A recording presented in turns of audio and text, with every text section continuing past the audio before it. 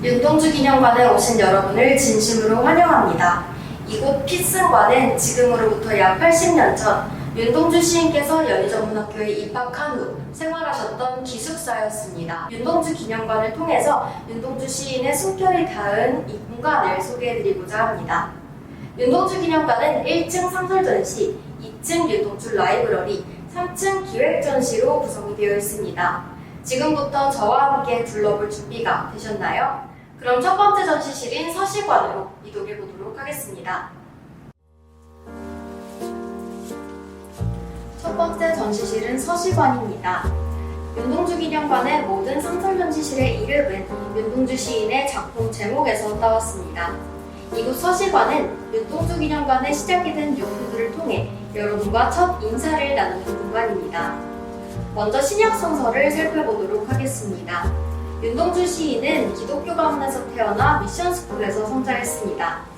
늘 성경책을 지니고 다닐 정도로 그의 삶에 깊이 뿌리 박힌 신앙 태도와 흔적들을 그의 작품에서도 확인해 보실 수 있습니다.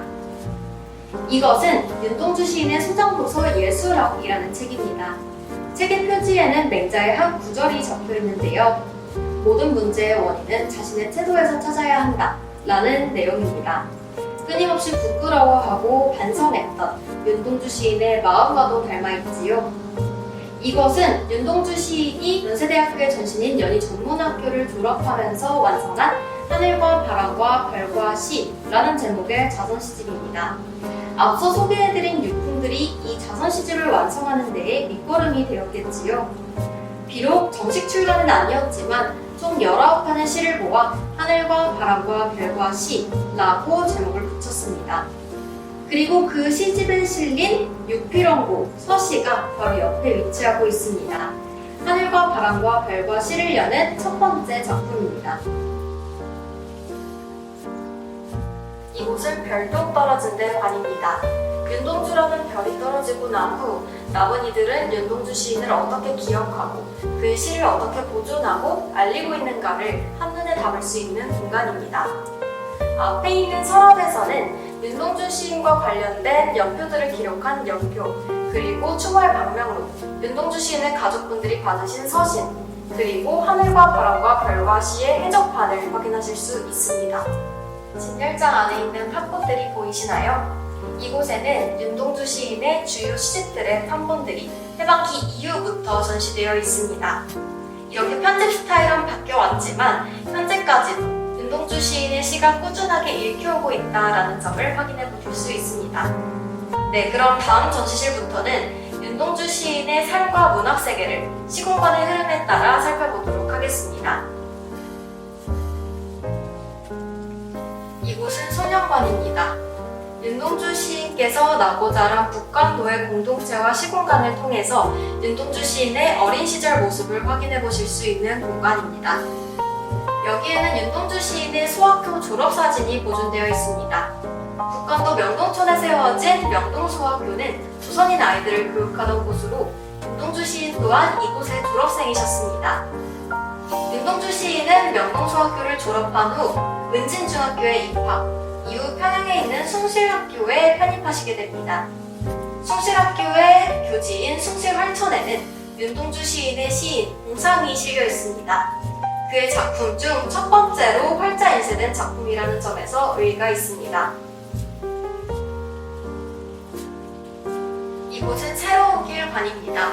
윤동주 시인께서는 1938년 경성에 있는 연희전문학교에 입학하시게 됩니다. 이 시는 윤동주 시인께서 입학하시고 난 직후 쓴 시입니다. 앞으로 다가올 학교 생활에 대한 기대감과 설렘이 엿보입니다.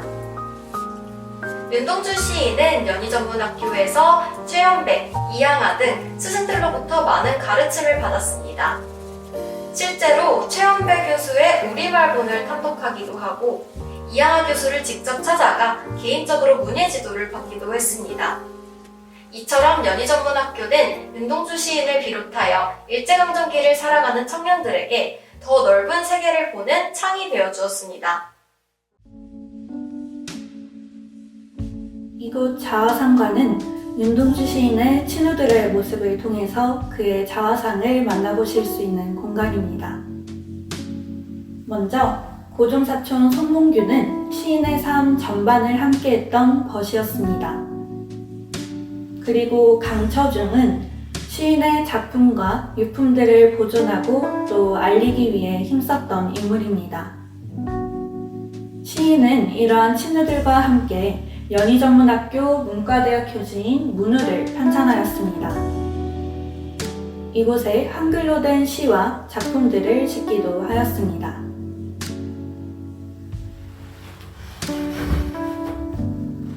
다음으로 소개해드릴 인물은 윤동주 시인의 연희전문학교 2년 후배 정병욱이라는 인물입니다.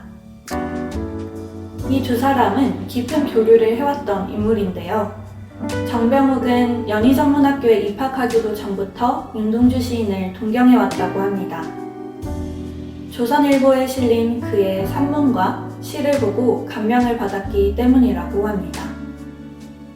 이렇게 이곳 연희전문학교에서 만난 두 사람은 하숙 생활을 함께하기도 하면서 깊은 교류를 쌓게 됩니다.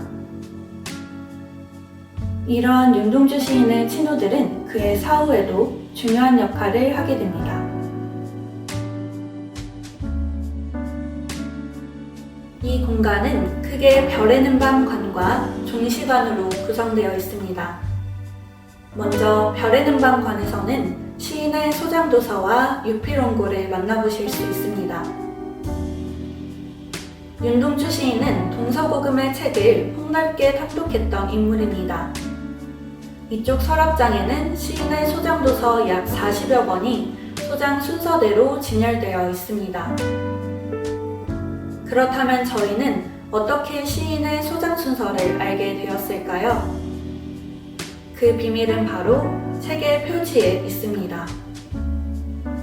시인은 항상 책을 구입한 이후 책의 표지에 자신의 서명과 구입 날짜를 적어두었습니다.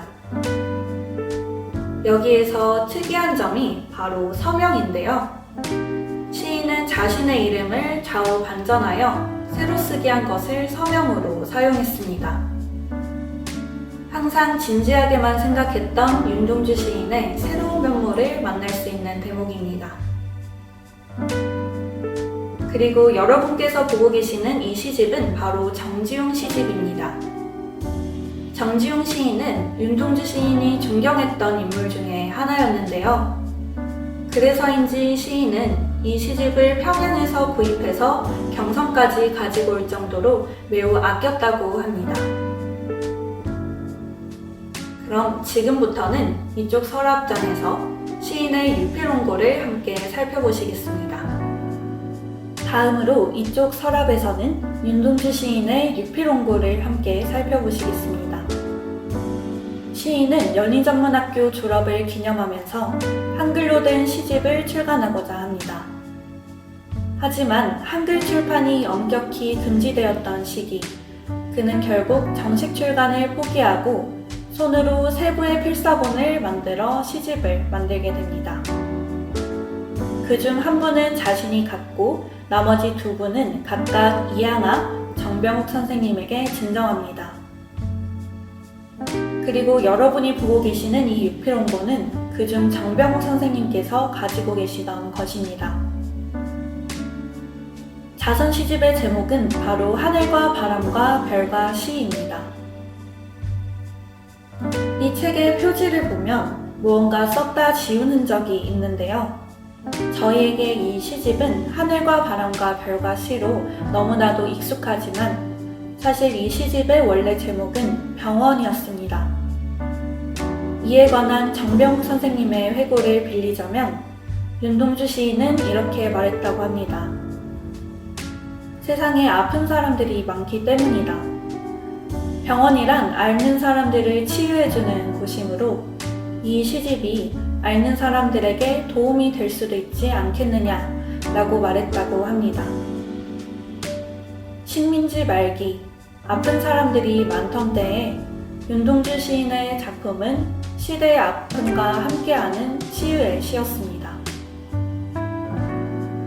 그들의 아픔을 돌보고자 했던 시인의 마음을 같은 제목의 병원이라는 작품에서 느껴보셨으면 좋겠습니다.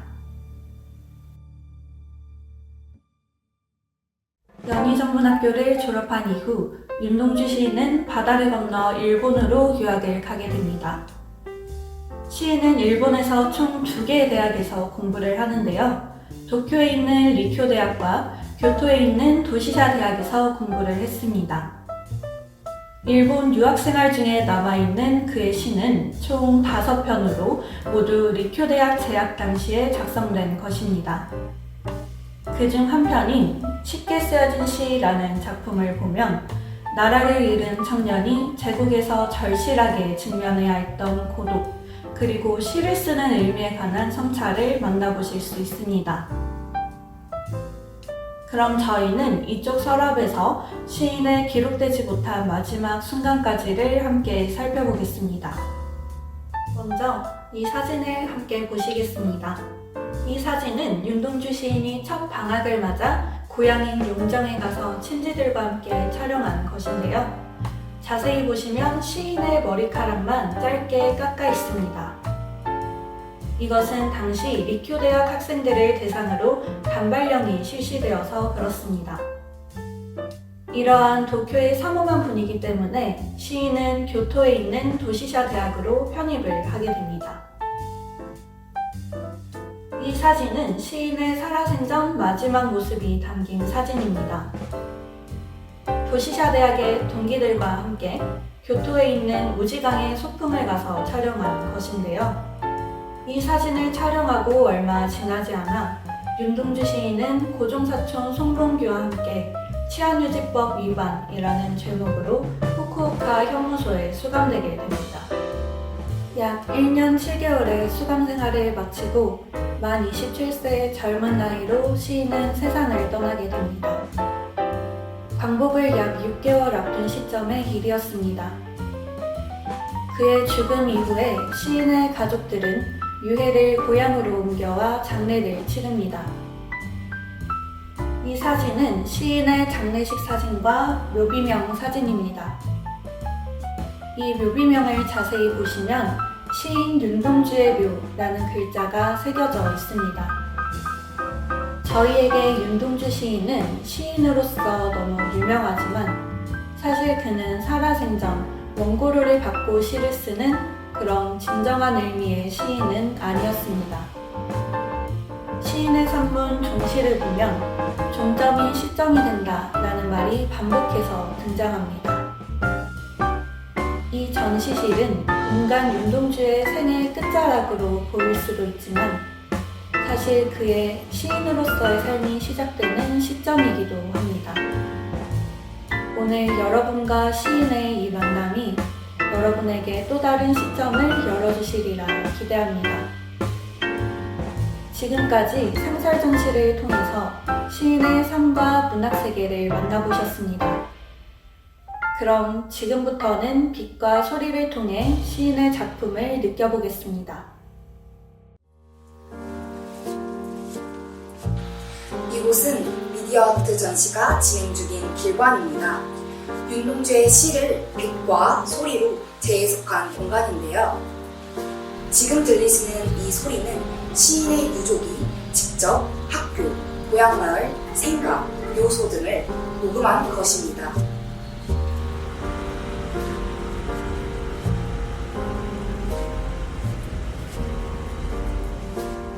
쉽게 갈 수 없는 윤동주 시인의 고향 마을을 상상하게 합니다.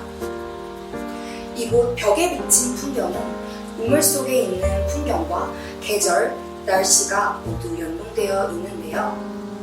윤동주의 시 자화상에는 우물 속에서 자신의 내면을 성찰해보는 윤동주 시인의 모습을 볼 수 있습니다. 이를 통해 우물이 시인의 내면을 바라보는 거울임을 알 수 있겠죠? 네, 그럼 다음 전시관으로 이동해 보도록 하겠습니다. 이곳 창관은 윤동주 시인이 살던 기숙사를 재해석한 공간입니다. 여러분은 모두 1938년 7월 25일 비 오는 저녁 시간으로 이동하게 됩니다. 1학년 여름방학을 맞이하여 귀향 준비를 하던 윤동주 시인의 방입니다. 책상 위에는 최연배 교수님의 우리말 본 교재를 가장 잘 보이는 곳에 놓아두었다고 합니다. 이 책상과 의자에 앉아 비오는 밤이라는 시를 구성하고 있었을 윤동주 시인의 모습이 그려지시나요?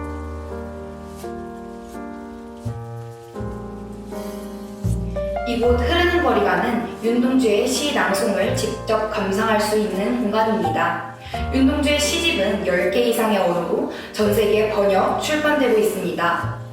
이곳에서는 서시, 별의 든 밤, 쉽게 지어진 시 등 윤동주 시의 대표시를 한, 중, 일, 영 4개 국어로 감상하실 수 있습니다. 이곳에서 잠시 감상해보는 것도 좋겠지요. 그럼 2층으로 이동해 보도록 하겠습니다. 윤동주 시인은 실제로 2층과 3층에 머물렀다고 합니다. 보이시는 분은 윤동주 기념관의 수장고인데요.